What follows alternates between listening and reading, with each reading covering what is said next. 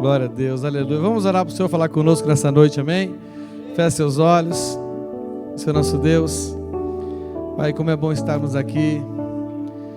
É sempre uma alegria, Senhor, nos reunirmos em função da nossa fé no Senhor, aqui neste lugar, Senhor, para cultuar ao Senhor, para louvarmos como igreja, como corpo, para adorarmos o Senhor e para nos render mais ao Senhor, Pai. Senhor, nós sabemos que a Tua palavra, ela nos conduz a ter uma vida completamente rendida ao Senhor. Senhor, por isso nós pedimos que o Senhor fale conosco, que nos dê ouvidos para ouvir o Teu Espírito, Pai. Porque quando ouvimos o Teu Espírito, temos a maravilhosa oportunidade de nos render mais ao Senhor, de nos entregarmos mais ao Senhor. Senhor, e nós cremos que precisamos nos render mais ao Senhor. Nós cremos que precisamos nos entregar mais ao Senhor. Por isso, Senhor, dá-nos a graça de recebermos a Tua palavra, a testificação do Teu Espírito, Senhor. Senhor, faz da Tua palavra lâmpada para os nossos pés e luz para o nosso caminho, Senhor. É o que eu te peço, é o que nós te pedimos, Senhor, no nome do nosso Senhor Jesus Cristo. Amém, amém, gente? Dê uma forte salva de palmas ao Senhor. Aleluia. Glória a Deus. Para sentar no seu lugar, fica à vontade. Coloca para mim aí, por favor, o banner da nossa conferência regional.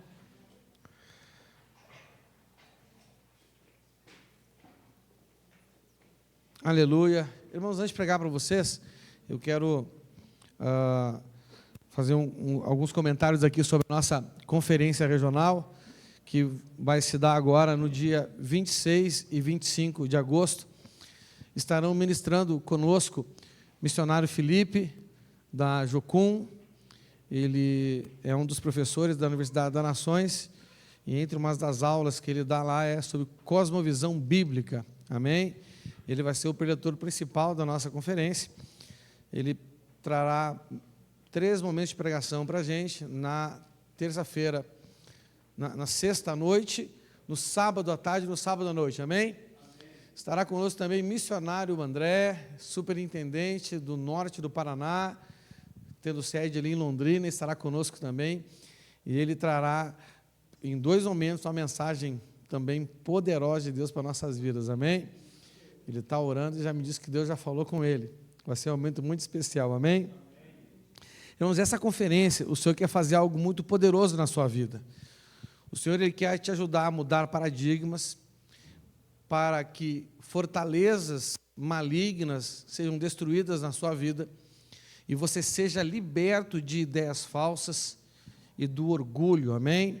Ontem, na nossa ceia ministerial, eu ministrei uma palavra como uma pré-conferência para te preparar naquilo que você tem que vir aqui preparado para receber de Deus, não é?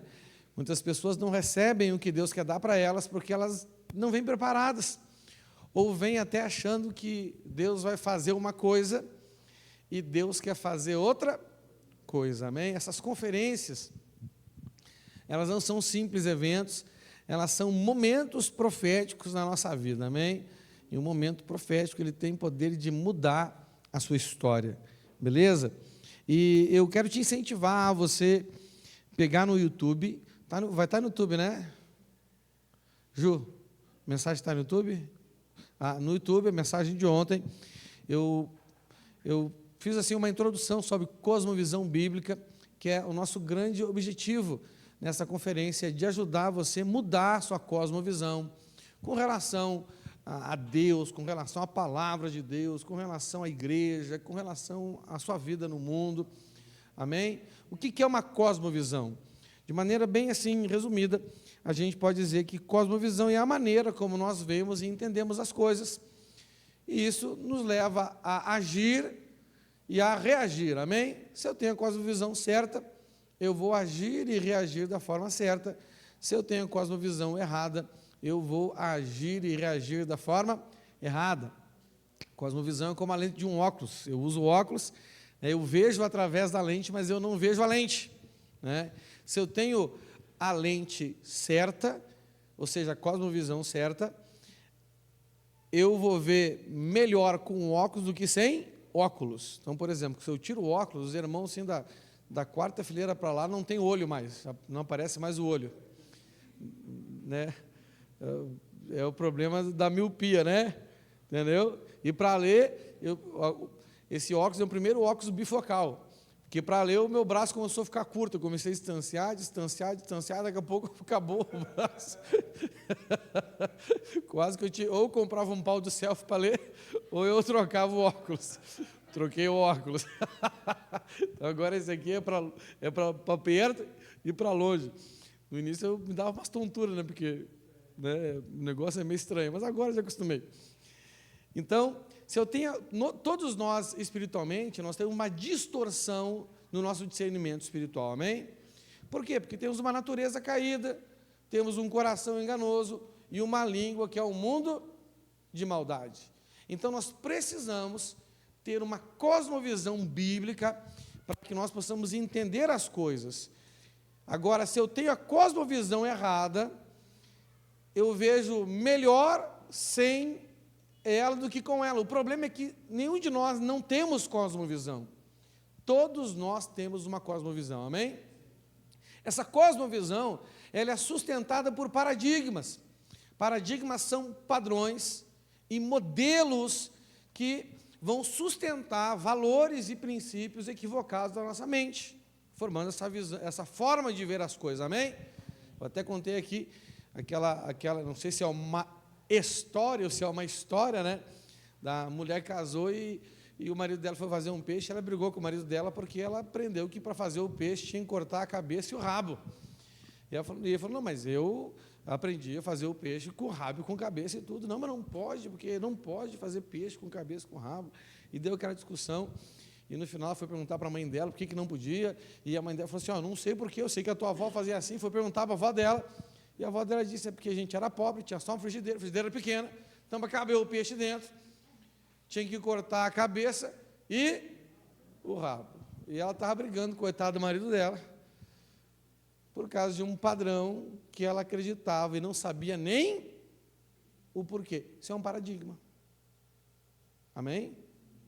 E o objetivo dessa conferência, né, e Deus vai usar esses homens, né, se der tempo até eu falo alguma coisa, mas acho que não vai dar tempo, porque esses dois aqui já são homens safos na palavra de Deus, e vocês já estão cansados de me ouvir, então é bom deixar os outros falar um pouquinho, não é verdade? Né? Se vocês, o objetivo então é vocês receberem uma palavra de Deus, para que você mude esses paradigmas.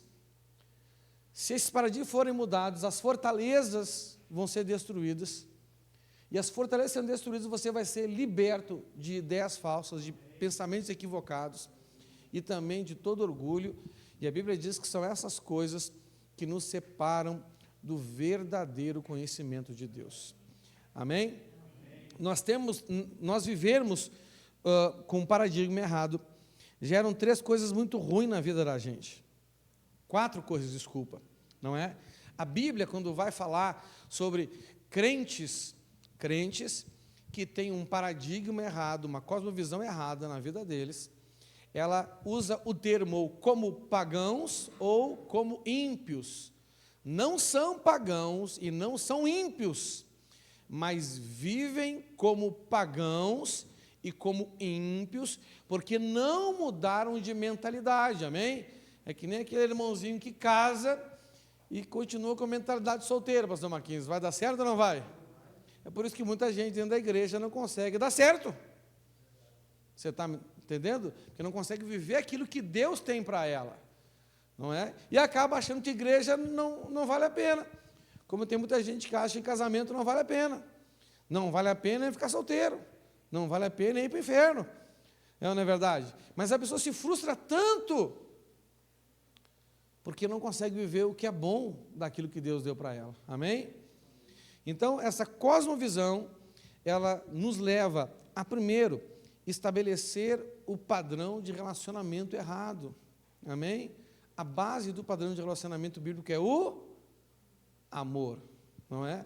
Na igreja não falta amor de Deus por nós, mas falta amor de uns para com, porque cosmovisão errada, não é? A Bíblia diz que quem não ama não é filho de Deus. Quem não ama o seu irmão que vê, não consegue amar o seu Deus a quem não vê. Segundo ponto, uma pessoa que tem uma cosmovisão errada, as suas orações não são respondidas. Jesus diz: não orem como oram os pagãos. Eles estão sempre preocupados com o que vão comer, com o que vão vestir, aonde vão dormir. São os pagãos que sempre estão com essas preocupações, não é? Então o que acontece?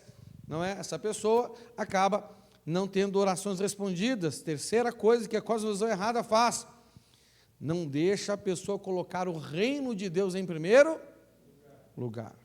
Irmãos, e aqui, gente, isso aqui é um grande laço que eu vejo muitas pessoas caindo. Eu gosto de trabalhar com aconselhamento, eu tenho um ministério de aconselhamento, amém? Eu prefiro aconselhar do que pregar, mas como tem que pregar, eu prego também. Então, o que acontece, irmãos? Olha só, muitas vezes, quando eu vou falar para a pessoa que ela não está conseguindo colocar o reino de Deus em primeiro lugar, ela fica brava comigo, porque ela acredita de todo o coração que ela está colocando o reino de Deus em primeiro lugar. É fácil. As promessas de Deus que estão na Bíblia estão sendo acrescentadas na sua vida? Sim ou não? Se não, é porque você não tem conseguido colocar o reino de Deus em primeiro lugar na sua vida. Amém? E o reino de Deus não é só a igreja, amém? O reino de Deus é o governo de Deus sobre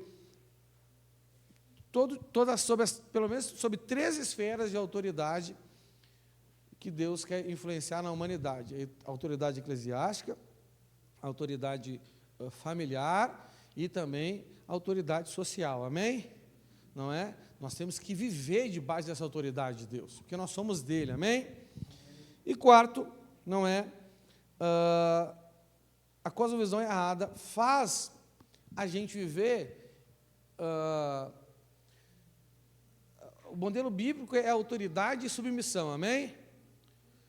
Mas muitas igrejas vivem no autoritarismo e na subserviência. São coisas que avacalham, que impedem que Deus cumpra o plano dele na nossa casa, e são coisas que impedem que Deus cumpra o plano dele na igreja. Então, se você de fato quer viver o plano de Deus para a sua vida, eu te dou o conselho de você estar aqui nesses dias, amém? Assista a mensagem no nosso canal no YouTube, na ICB Curitiba, você vai entender melhor, não é? Então, estarão conosco aqui o missionário Felipe, da Jocum, missionário André, da ICB Londrina, e eu vou estar aqui porque eu sou pastor da igreja, amém? Glória a Deus por isso. Então, quero te incentivar a você estar aqui conosco nesses dias. Deus quer, esse vai ser um tempo de libertação na sua vida, amém? Não é? Não vai ser um tempo... não vem com a expectativa assim, que vai ser um culto que vai ter aquele mover, não, vai ser algo na sua mente. Não estou dizendo que não possa ter, porque Deus ele pode fazer o que Ele quiser, amém? Mas vem com a expectativa do que Deus vai fazer na sua mente. O Senhor quer que você saia daqui decidido a pensar como Cristo pensa, a ter a mente de Cristo, como diz lá em 1 Coríntios 2,16, diz assim: como dizem as Escrituras Sagradas, quem pode conhecer a mente do Senhor? Quem é capaz de lhe dar conselhos? Mas nós pensamos como Cristo pensa. Amém? Então, quero te incentivar a você estar aqui nesses dias. Então, me ajude a divulgar isso, Não deixe ninguém que você conhece ficar fora. Vai ser um momento poderoso do Senhor nas nossas vidas, amém? Aleluia! Vamos então à palavra do Senhor que estamos pregando. Comecei a semana passada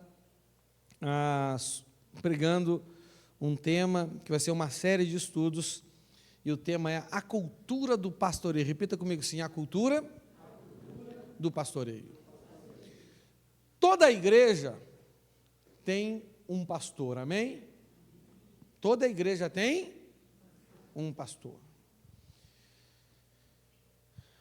Mas nem toda igreja que tem um pastor, esse pastor pastoreia a igreja. E nem toda igreja que tem um pastor e que o pastor pastoreia a igreja vive debaixo da cultura do pastoreio. Uma igreja que vive a cultura do pastoreio, ela tem um pastor, esse pastor pastoreia a igreja, mas a igreja toda pastoreia a igreja. O que é pastorear? Pastorear é apacentar. O que é apacentar? Apacentar é cuidar. Amém? Então, numa família, uma família saudável, numa família funcional, todos cuidam de todos. Não é verdade? Sim ou não? Todos cuidam de todos. O pai cuida, o homem, o marido, o pai cuida de si, cuida da esposa e cuida dos filhos. A esposa cuida de si, cuida do marido e cuida dos filhos. Sim ou não? Não é? Os filhos cuidam de si, cuidam dos seus irmãos e também, às vezes, cuidam dos seus pais. Não é verdade? Sim ou não? Esse dia eu estava em casa, falei para a Lara, falei, filha, hoje é tu que vai cuidar de mim. Ela veio me dar um copo d'água, me deu café, a gente ficou brincando ali um tempinho, depois ela cansou e parou de cuidar de mim. Eu falei, filha, já cansou de cuidar do papai? Não é verdade? Mas por que eu faço isso com ela?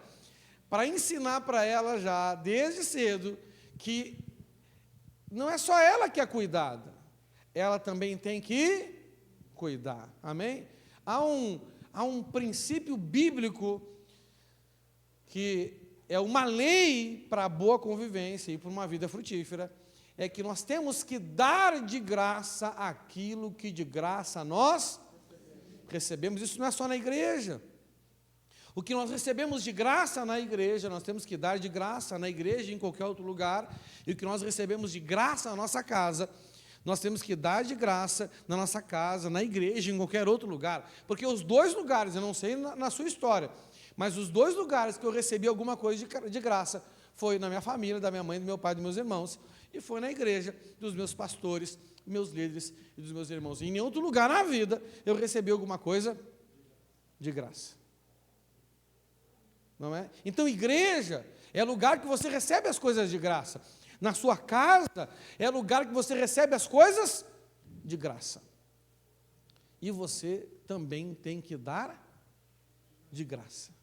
Porque se você quer ser mais bem-aventurado, você tem que entender que é melhor dar do que receber. Mas para dar tem que receber. Então eu recebo e isso me faz bem-aventurado. Mas quando eu dou, eu me torno mais do que bem-aventurado. É a vida abundante ou mais que abundante. Não é verdade? E nós começamos a ler o texto de Gênesis 4:9 na NVT. Gênesis capítulo 4, versículo 9 na NVT.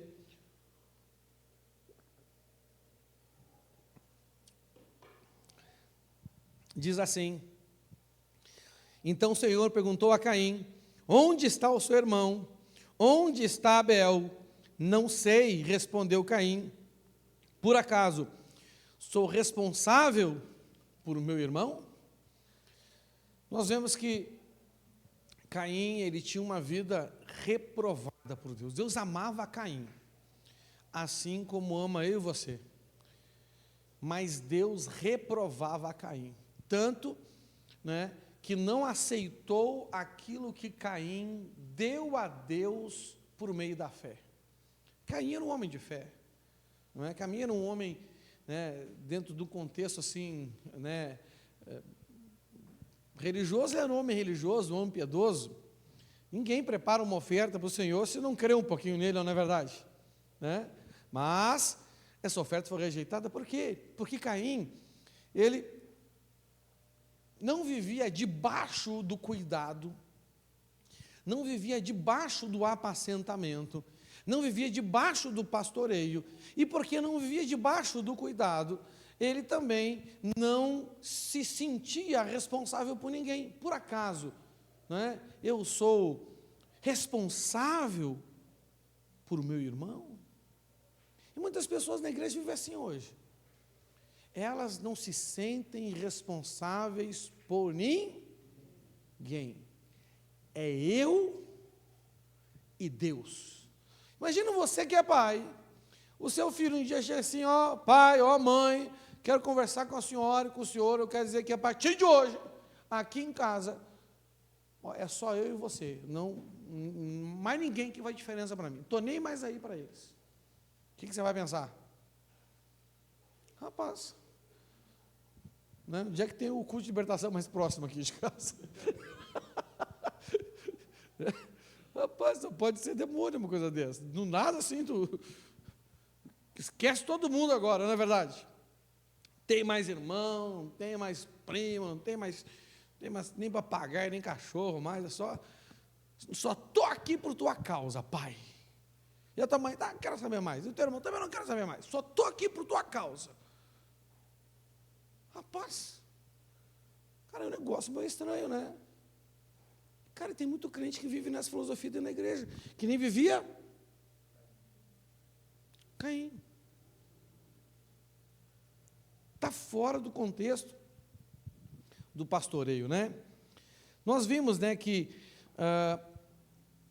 o mundo nos influencia essa vida, né, fora do cuidado. Nós não queremos ser cuidado e nem cuidar de ninguém. Nós prezamos pela independência, né? A grande conquista do ser humano hoje é a sua independência. Eu não quero depender de ninguém e que ninguém também dependa de mim, não é? O mundo que jaz no maligno nos influencia através do individualismo, através do egoísmo, através do materialismo.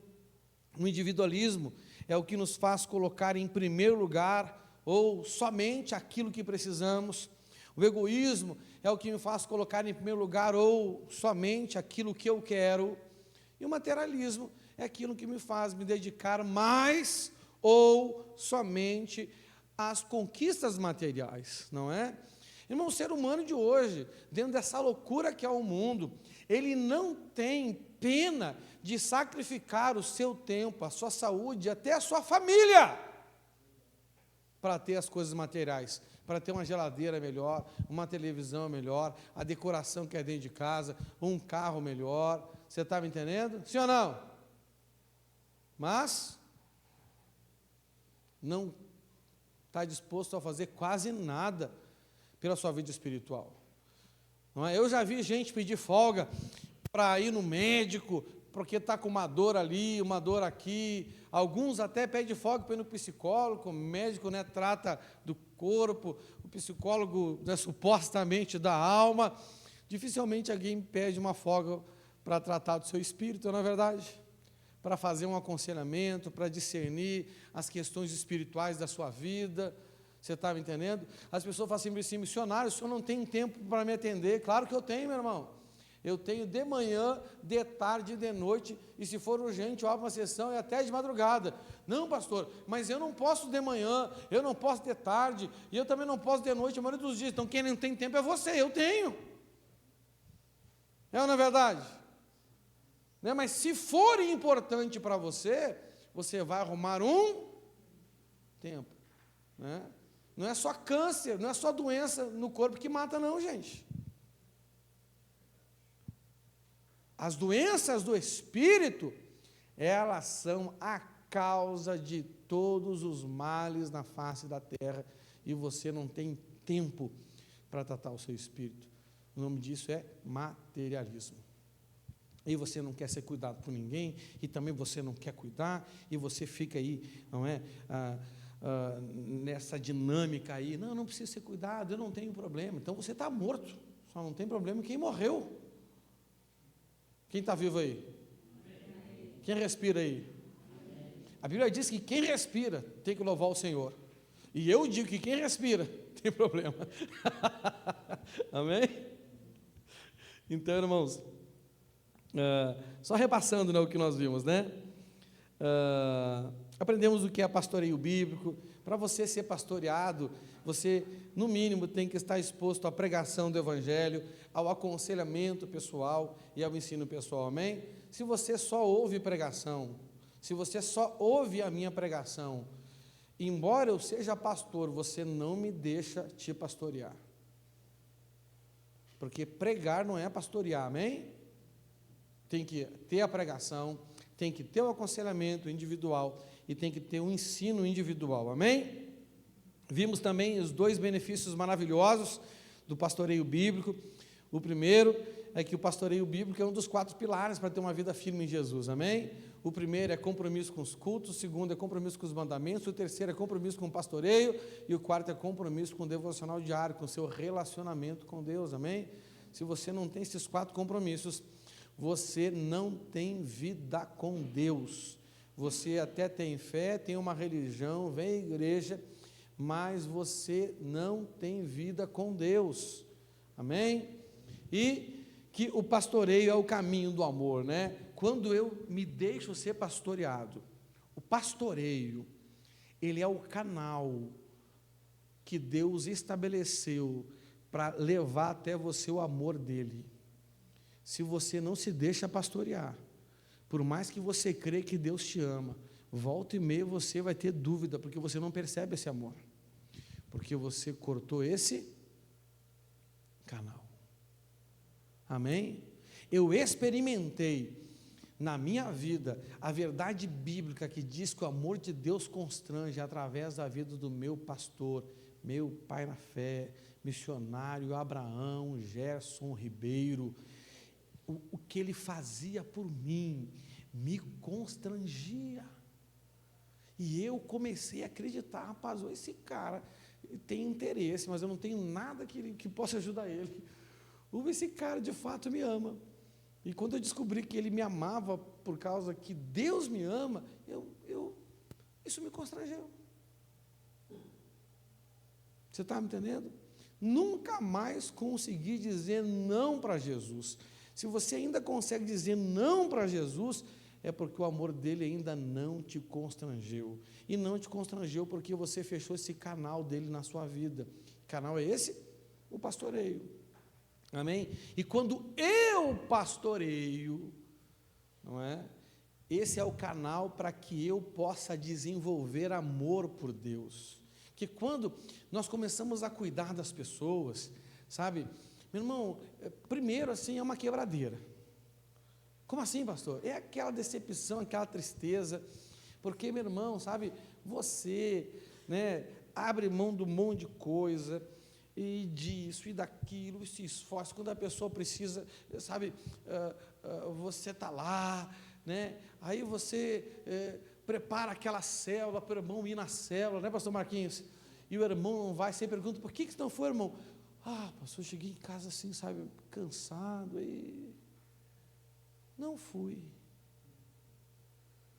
E você começa a ter, sabe, esse tipo de frustração, e você pensa em desistir, mas você lembra, não posso desistir, eu tenho que amar esse irmão mesmo assim, e você começa a entrar naquele conflito, aquela luta interior, e quando você vence isso, o Espírito Santo libera em você uma capacidade de amar a Deus, porque quem não ama o seu irmão que vê, a Bíblia Viva traduz assim, é incapaz de amar o seu Deus a quem não vê. Então, esses são os 2 grandes benefícios do pastoreio. Você vai ser conduzido a ter uma vida com Deus, com Jesus, não simplesmente uma vida congregacional e religiosa. E você também, né, vai começar a experimentar o amor de Deus e o amar a Deus. E a Bíblia diz que Deus preparou coisas que olho não viu, que ouvido não ouviu e que não subiu no coração de ninguém, mas Ele não preparou isso para todos, Ele preparou isso para aqueles que o amam. Amém? Então, o pastoreio é esse caminho lindo que nos leva a amar a Deus. Amém? E hoje eu quero falar com vocês sobre os malefícios da falta da cultura do pastoreio. Então, a cultura do pastoreio não é só uma igreja que tem um pastor, não é só uma igreja que tem um pastor que pastoreia, mas é uma igreja que tem um pastor que pastoreia, mas também que sabe, porque somos uma família, nós devemos cuidar uns dos outros. Não é uma igreja que tem uma estrutura de liderança, né? Porque uma estrutura de liderança é assim, ó, eu só cuido de quem é do meu grupo de pastoreio. De quem não é do meu grupo de pastoreio, eu não cuido. E a pessoa fala assim, eu só sou cuidada por aquela pessoa que é pelo meu líder, pelo meu apacentador, pelo meu líder, pelo pastor. Mas ninguém dá pitaco na minha vida. Meu irmão, deixa a igreja cuidar de você. Amém? Amém? Deixa a igreja cuidar de você. Nós somos um corpo. Então, todo mundo cuida, porque se uma parte do corpo sofre, todo o corpo sofre. Amém? Posso ouvir um glória a Deus aí? Então vamos agora ver os malefícios.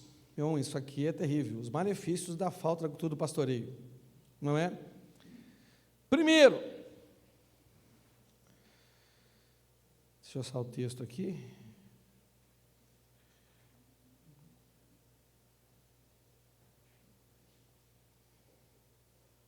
Isso. Ezequiel 34, do 5 ao 6.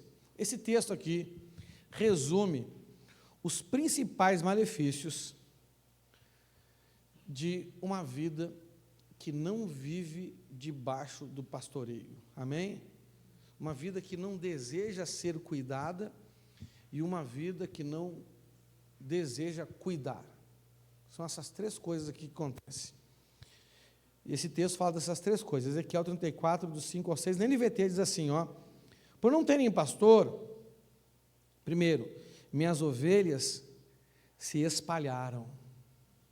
Segundo, e se tornaram presas fáceis para qualquer animal selvagem. Terceiro, andam sem rumo pelos montes e pelas colinas, por toda a face da terra. Eu vou até botar um quarto aqui. Quarto, ninguém saiu para procurá-las. Olha só. Primeiro, elas andam dispersas. Segundo, são presas fáceis para qualquer animal selvagem. Até o Exu Mirim te pega, filho. Entendeu?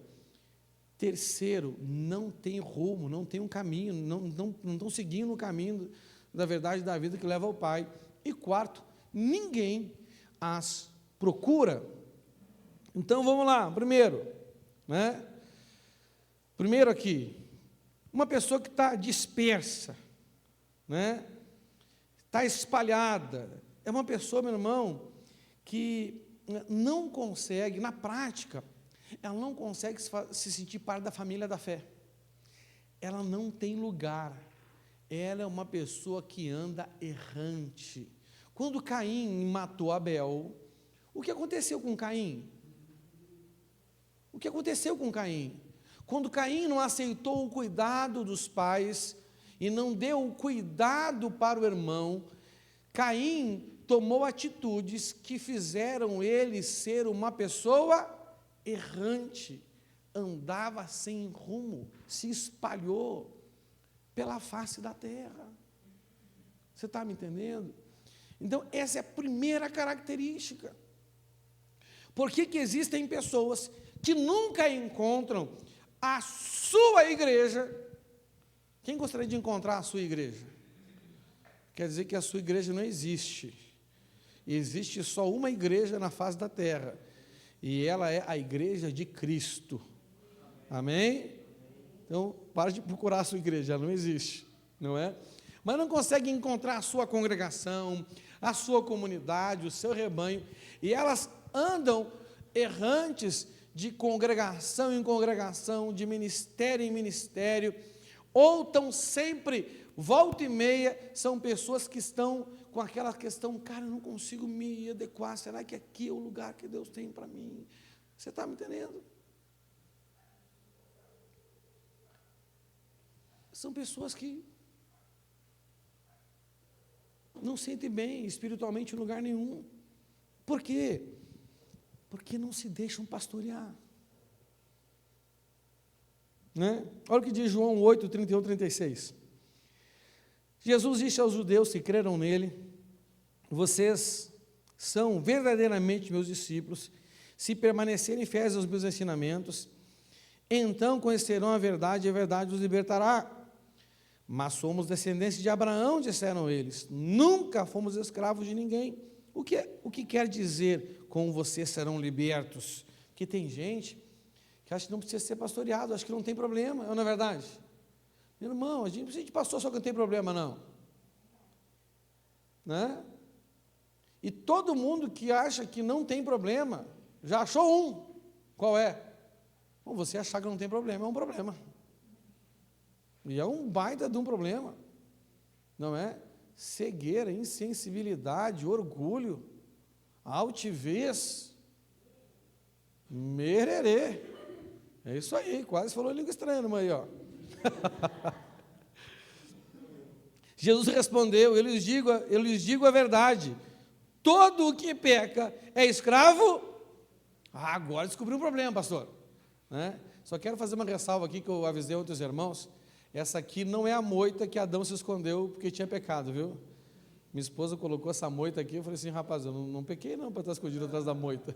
Que história é essa, né? Mas é só de coração, tá bom? 35, o escravo não é membro permanente da família, mas o filho faz parte da família para... Olha só, o escravo não é um membro permanente da família. Não é? Ou você está aqui e você não vê isso aqui como sua família, você vem aqui só por causa de Deus, oh, misericórdia que o Senhor tenha da sua vida, né? Ou você vive de ministério em ministério, se você não é pastoreado. Essa é uma grande realidade. Beleza? Então, isso aqui é a falta de pastoreio, não é? E qual é o problema, meu irmão? Sim, nós fazemos parte da família de Deus, está escrito ali, nós vivemos como escravos. A porta da prisão está aberta, mas fica lá dentro, não é? Segundo, se tornam presas fáceis para os ardis do diabo, né? Como diz aqui em Ezequiel, são presas fáceis para qualquer animal selvagem. 1 Pedro 5,8 na NVT diz assim: estejam alertas, tomem cuidado com o seu grande inimigo, o diabo, que anda como um leão rugindo à sua volta, à procura de alguém para devorar. Então, meus irmãos, olha só, a condição para você viver longe do risco do diabo te pegar, é estabelecido por duas coisas. Primeiro, o quanto você está integrado à família de Deus, à igreja. O quanto você está integrado ao corpo de Cristo. Amém? E esse é o primeiro. Porque você não se relaciona com Deus para depois com a igreja. Você se relaciona primeiro com a igreja para depois com Deus. Amém? Sim ou não? Sim. Então, o primeiro ponto é esse. Né? A Bíblia diz que Satanás é como um leão. Ele não é um leão, ele é como ou seja, ele imita um leão. Então, você vai ver documentário aí da National Geographic, para você ver como é que os felinos caçam. Eles sempre pegam os mais fracos, eles colocam medo no rebanho. Né? Então, um leão, um lobo, esses predadores, eles colocam medo no rebanho. Por quê? Porque qualquer animal dentro do rebanho não é uma presa fácil. Ele nem vai. Quando ele coloca medo do rebanho, o rebanho se agita. E quando o rebanho se agita e corre, os mais fracos ficam para trás. Os mais fracos ou os filhotes, né? E aí, esses predadores, lobo ou qualquer tipo de felino, eles pegam esses mais fracos. Os muito novos, os machucados, ou os muito velhos. Não é? O diabo está sempre querendo colocar medo. O diabo está sempre querendo, assim, sabe, trazer aquela mensagem, gente, tem alguma estranha, tem alguma coisa estranha, tem alguma coisa esquisita, não está muito bom, não. Começa a gerar agito, é verdade. Né? Começa a gerar agito, entendeu? Né? No meio do rebanho, para que um que está mais fraco se afaste do rebanho e o diabo vem e pega. Não, aconteça o que acontecer, não saia do meio do rebanho, ou seja, não saia debaixo do pastoreio e não saia da comunhão com os irmãos. Isso é garantia, porque a Bíblia diz que as portas do inferno não prevalecerão contra a igreja. Contra quem? Não é contra o santo, não é contra o salvo, não é contra o entendido, não é contra aquele que não faz nada de errado. As portas do inferno não prevalecem contra a igreja do Senhor. Então, esse é a sua primeira condição. E a sua segunda condição, e óbvio, mais importante, não é? É a sua condição do seu relacionamento com Deus, amém? O quanto você busca conhecer a Deus, né? Que seria lá a questão lá dos 4 pilares da consolidação, o seu devocional diário, né? Eu gosto de uma frase que diz assim, não sei de quem é, que existe um céu aberto dentro de um quarto com uma porta fechada. Rapaz, isso é forte, né? A Bíblia diz que se nós fecharmos a porta do nosso quarto e falar em segredo com o nosso Pai que nos ouve em segredo, Ele vai nos recompensar. Que recompensa é essa, meu irmão? Qual é a recompensa do quarto? Qual é a recompensa do quarto? A recompensa do quarto é intimidade. A recompensa do quarto é um relacionamento profundo. Amém? Meu irmão, e essa recompensa que Deus vai te dar. Não é qualquer recompensa. Você está me entendendo? Não adianta você entrar no seu quarto, fechar a porta, falar com seu pai em segredo e para ele te prosperar. Não. Ninguém prospera no quarto. Sei que você trabalha no quarto. Não é? Aí não é nem home office, é home office. Né? Aí não vale, né? Você está me entendendo? Aí já era. Então, esteja integrado à igreja, ao pastoreio bíblico, né? Tenha um relacionamento com o Pai.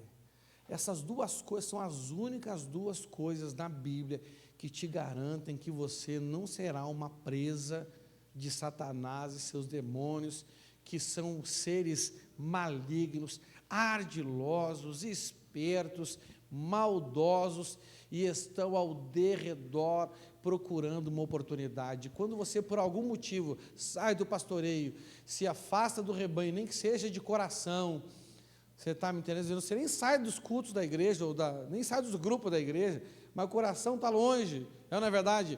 Dentro do grupo, mas longe do coração. Não é? Perto dos olhos, mas longe do coração. A gente está te vendo aqui, mas seu coração está no outro lugar, né? Então, não deixe isso acontecer com você, amém? As únicas 2 coisas que te afastam dos planos malignos de Satanás: ser igreja e relacionamento com Deus, amém? Terceiro, não andam segundo a direção de Deus. Provérbios 14, 12. Há caminhos que as pessoas consideram corretos, mas que acabam levando à estrada da morte. Meu irmão, ninguém, nem eu, que sou pastor, que leio a Bíblia todo dia, que oro todo dia, que me dedico somente ao ministério, nem eu, sem um pastoreio, consigo evitar os caminhos que levam à morte. Você está me entendendo? 20 e poucos anos de crente, 17 anos que eu sou pastor sênior de uma igreja, né? Pastoreei 6 anos lá em Porto Alegre, já vai para 11 anos que eu estou pastoreando aqui, que teve um intervalo nesse meio que eu não pastoreei, um intervalo de 6, 7 meses, você está entendendo? Que eu fiquei sem pastorear uma igreja, nessa transição de eu ser de Porto Alegre, eu vim para cá. Então, meu irmão, mas se eu não tiver pessoas para me ensinar e para me aconselhar, gente, o meu coração continua sendo enganoso, eu continuo tendo uma natureza caída e a minha língua continua sendo um mundo de maldade.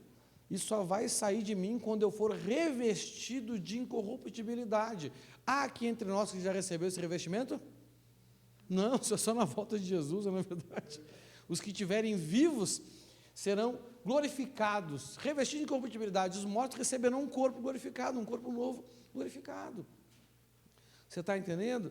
E quarto, não é? São pessoas que ninguém procura elas. Meu irmão, vou dizer uma coisa para você. Se as pessoas não te procuram, cogite isso não ser uma falha só da pessoa que deveria cuidar de você.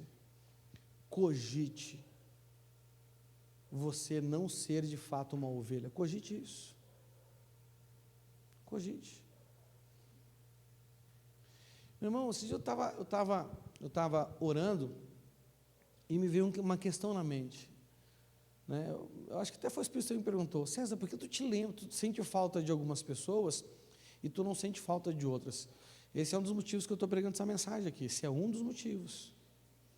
Entendeu? E eu comecei a falar: rapaz, é verdade, eu me senti até mal. Rapaz, tem pessoas que se não forem no culto, eu vou demorar a sentir falta delas.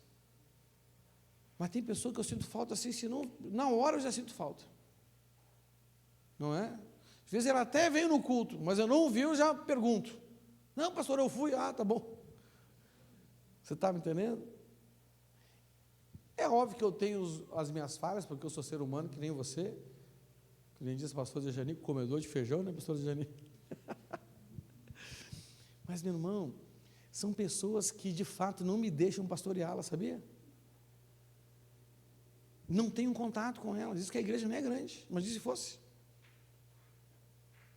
Você está entendendo? Não são ovelhas. Pastor vai atrás de ovelha, não vai atrás de cabrito, de bode. Então, por favor, decida ser uma ovelha. Eu não estou dizendo que isso é só, eu não estou dizendo que nós, pastores e líderes, não erramos. Não estou dizendo isso, nós erramos sim. Mas cogite, você também está errando. Porque a Bíblia diz que essas pessoas aqui, ninguém vai atrás delas. E tem pessoas que não têm pastor, porque de fato ninguém quer pastoreá-las, é erro da liderança. Mas tem pessoas que não têm pastor, porque elas não querem serem pastoreadas, acham que não precisam ser cuidadas por ninguém. Você está me entendendo? Isso é terrível. Amém? Esses então são, né, os 4 terríveis malefícios de você não se sujeitar ao pastoreio bíblico, amém? E não só ao pastoreio, você entrar nessa dinâmica dessa cultura de pastoreio. Então, se você se render ao pastoreio bíblico, ou seja, deixa a igreja cuidar de você, amém? Não é só o pastor, não é só o líder, deixa a igreja cuidar de você. Sabe? Se abra para o cuidado. Como que a gente se abre para o cuidado? A Bíblia diz que só quem pede, quem procura, e a porta se abre aquele, então peça. Não é verdade? Pastor, mas eu preciso pedir por quê? Quando você for para o céu, se for, pergunta para o Senhor por que ele inventou esse negócio, que quem procura acha, quem pede recebe, e a porta se abre para aquele que pergunta. Mas pastor, vocês não podem oferecer? É claro que nós podemos, é claro que nós devemos, mas você também não pode pedir? É claro que você pode, e é claro que você deve. Meu irmão, aqui é aquele relacionamento que uma mão lava a outra. Tem um ditado popular muito interessante: quem não é visto, não é lembrado. Então apareça, peça. Não é verdade? Pastor, preciso de aconselhamento, líder, preciso de aconselhamento, preciso, né? Não tenho nada para falar, mas quero nem que seja para tomar um café com o senhor. Né? Meu irmão, isso é uma benção, não é verdade? Não é? Né? Geralmente os cafés são libertadores, não o café, né? Mas a gente está conversando assim, do nada, sem nenhuma pretensão, daqui a pouco Deus fala. Não é verdade? Sim ou não? E ali já começa algo na sua vida que vai gerar uma transformação na sua vida, amém?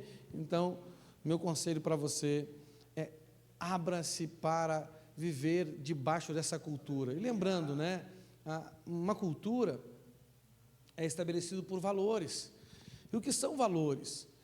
Valores são coisas inegociáveis na nossa vida, coisas que você não abre mão, aquilo que você diz que para você é sagrado. Como falei a semana passada, tem gente que para ele a novela é sagrado. Não, pastor, a minha novela não é nem da Globo, é a dele. A minha novela é sagrada. Tem gente que o jogo do time do futebol dele, é o meu time, é acionista, ganha quanto de dividendos? 0. Então é seu nada, né?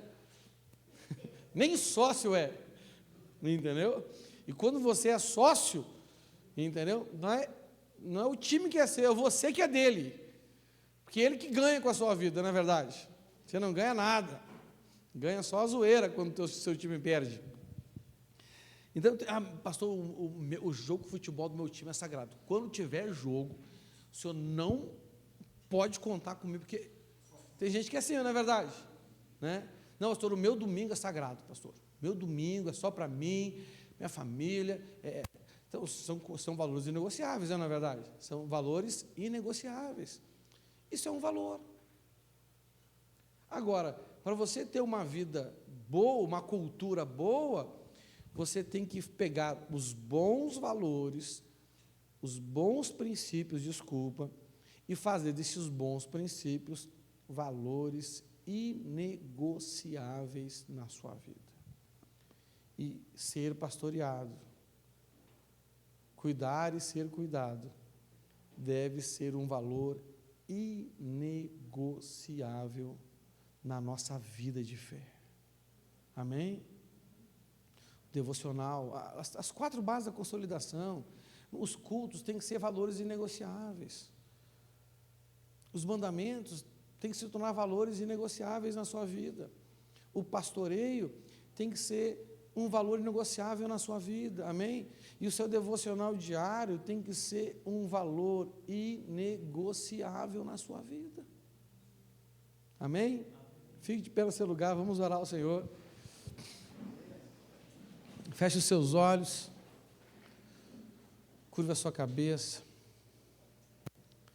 fale com o Senhor. Você quer, de fato, viver debaixo dessa cultura de pastoreio? Ou você quer ser que nem Caim? Será que você não tem vivido como Caim aqui nessa congregação? Você não quer que ninguém se meta na sua vida? Você não se sente responsável pela vida de ninguém? É só você e Deus. Você pensa assim: se eu vou sozinho, por que os outros não vão? Talvez você pense que cada pessoa deveria ter uma vida isolada com Deus. Vim aqui, num lugar como esse, participar de um culto, ouvir uma mensagem, cantar canções, fazer oração. virar as costas e ir embora e acabou. E só no próximo domingo. Esse tipo de vida é uma vida reprovável diante do Senhor. O Senhor te ama. E porque te ama, Ele precisa te reprovar, para que você entenda que está errado, para que você entenda que precisa haver uma mudança na sua vida. Se você quer essa mudança, comece a orar ao Senhor. E se você quer que eu ore por você, para que o Senhor faça algo na sua vida, sai do seu lugar e vem até aqui à frente. E eu vou estar orando por você, colocando a minha mão sobre a sua cabeça, para que o Senhor te abençoe e comece a mudar o rumo da sua vida, o rumo da sua história.